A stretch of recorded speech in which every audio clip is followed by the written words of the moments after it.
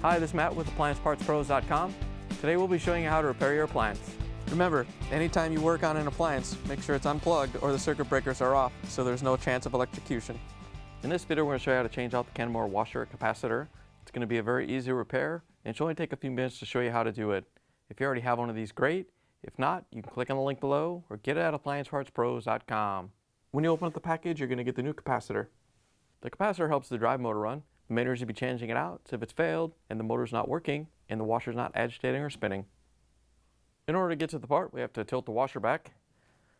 All you have to do is carefully tilt it back.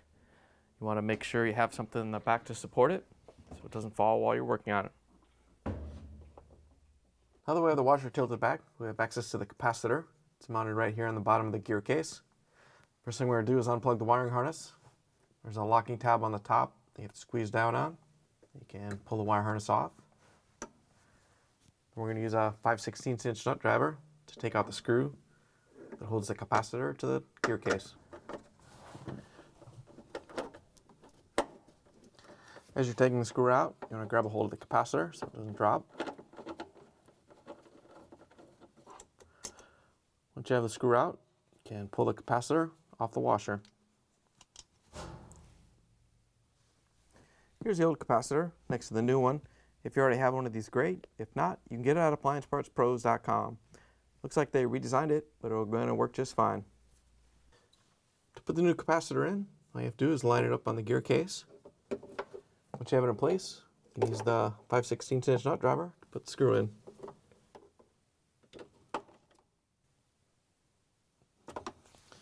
Once you have the screw tightened down, we can plug the wiring harness back in. It can only go one way. Make sure the locking tab is on the top. Once you have it lined up, and plug it in so you get a good connection. Now that we have the part installed, you can put the washer back up on its feet. Once you have the washer back on its feet, you can plug it back in and take it for a spin. Thanks for joining us for another successful repair brought to you by AppliancePartsPros.com. Check out our other repair videos on our site, Facebook, and YouTube.